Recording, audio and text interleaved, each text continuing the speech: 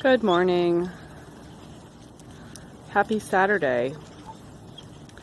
For most of you, that probably means it's the weekend. For me, it means busy day working. Restaurant life. Just thought I'd bring my dog for a walk. Nilla, say hello. Say hello. She wants to walk. It's fun to run across things like this big piece of driftwood. Pardon me, I have a cold, so I'm extra nasally. It's like, where did this come from? Maybe from Michigan. It traveled all the way across the lake here to Wisconsin. Isn't that kind of how we are? We're all driftwood. Especially when you're exiled out of the Watchtower organization. But life is fun and full of surprises, and it's kind of cool to go with the flow, let the water carry you where it will. Very still today. I have a couple quotes I want to share with you, so I'll take some pauses on my walk. And the water's like glass today. I love how nature is such a great teacher. I guess the lesson is the more still we can become and quiet our mind and not let emotions churn up the water, the more clearly we'll be able to see because of the stillness.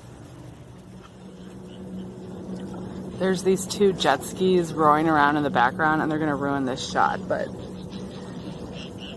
the world does not revolve around me, so they're having fun. But it is so beautiful out here right now, and I just wanted to share a quick quote. And it's actually, when I looked it up, unverified whether or not Harriet Tubman actually said this, but let's just assume she did. Harriet Tubman said, "I freed thousands of slaves. I could have freed thousands more if only they had known they were slaves."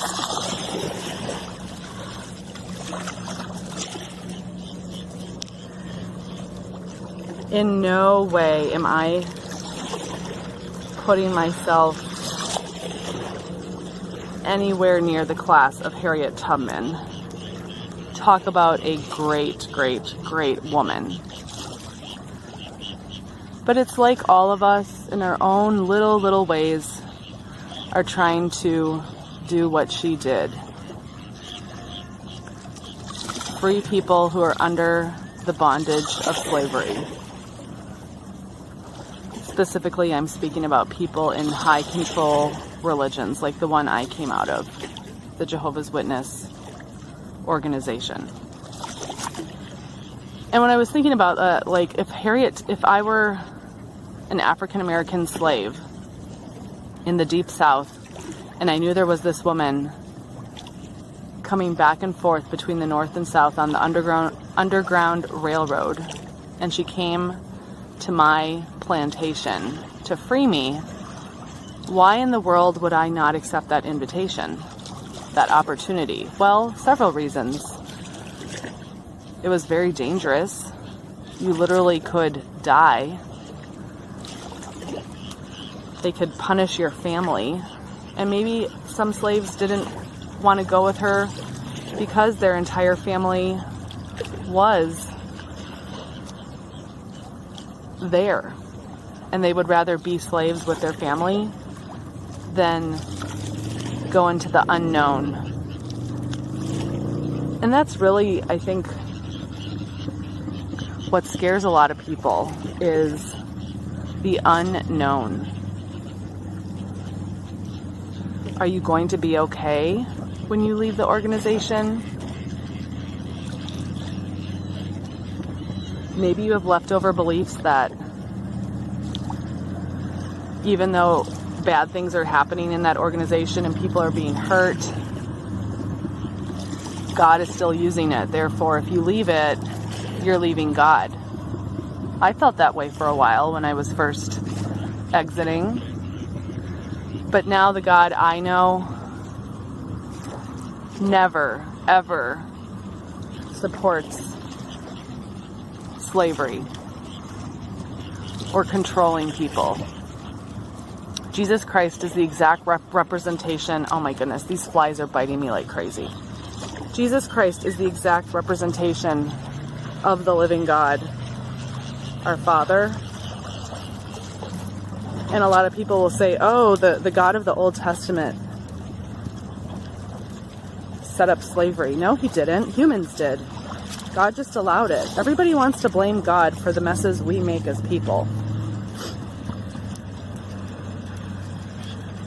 He just lets us stumble around, and then we have to live with the consequences, but then we want to blame God? No. Which is why I always look to Jesus. So looking at this lighthouse right now, that's what I want to be. And it's built on this rock mass. And the rock mass is Jesus Christ. It's not an organization. It's not 8 men in New York. They didn't die for me.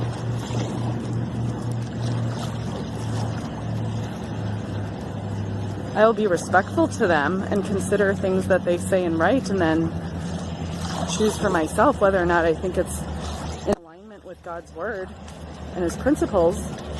But at what point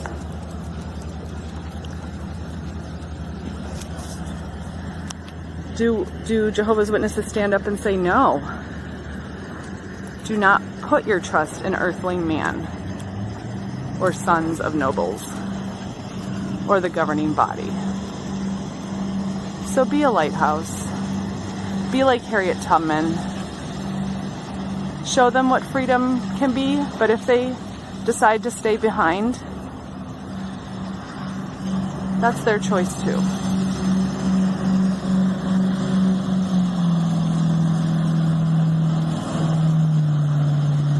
And there's the power plant.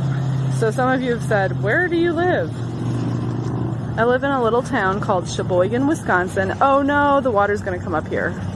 The lake is crazy, crazy high. I don't know if this is just like a cycle or global warming, but I have literally, oh my goodness, never, ever, ever seen the lake this high. I'm gonna get up to higher ground. Okay, sorry for the spin. My dog tangled me up in the leash.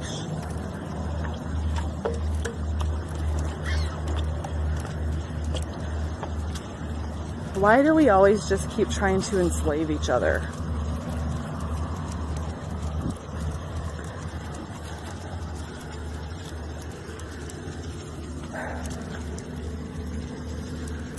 I don't know. I guess I don't know because I don't want to control other people.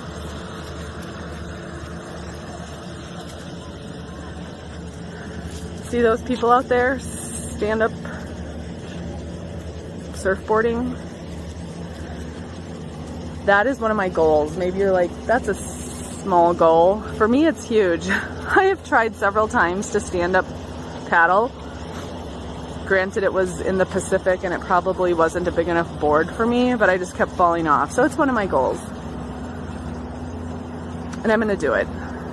And then I'll take you on the lake with me on my paddleboard. There's a few straggling pelicans left back over there. Just a couple. Maybe they're all out fishing. But I hope that you have a blessed day. And thank you again for watching Allie's Big Toe, Theory of Everything. Hello, ducks.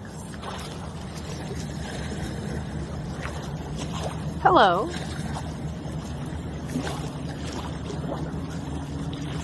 Nilla, we're not going to go for a swim today. Nope, it's too slippery. You can't get out. Aren't these ducks funny? I love how they stay in their little couple pair. I love ducks. Little town. Ironically, it's Saturday morning. So just a couple years ago, I absolutely would have been spending this beautiful day knocking on people's doors, the majority of whom would not have been home. And had they been home, I'm positive they would have been very busy doing something.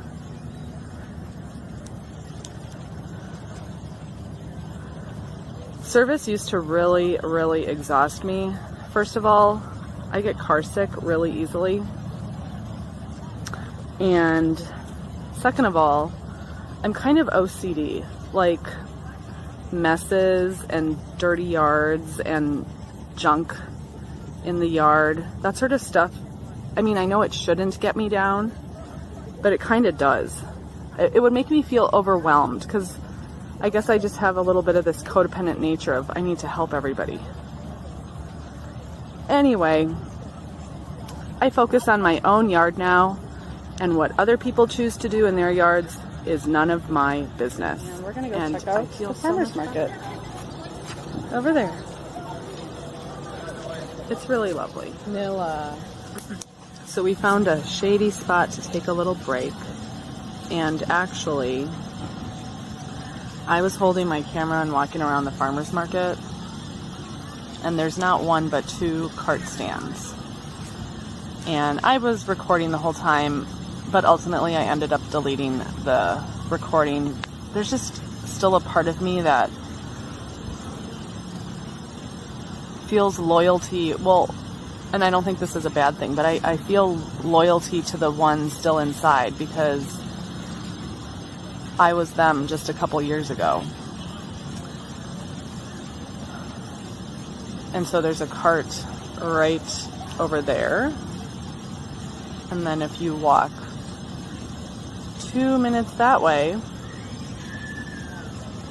there's another cart right over there. And actually at the second cart there was a child, and I was unsuccessful in only filming from the waist down, so I definitely didn't want to put an innocent child's face on camera. That's just me. And the dialogue was absolutely nothing special. I didn't say anything provocative. I guess I just didn't feel like ruining their day. I found out everything because I actually asked somebody why they weren't going to meetings. No one came up to me and said, "Did you know?" Maybe I would have been defensive if someone had come up to me and blurted out everything. I don't know. But,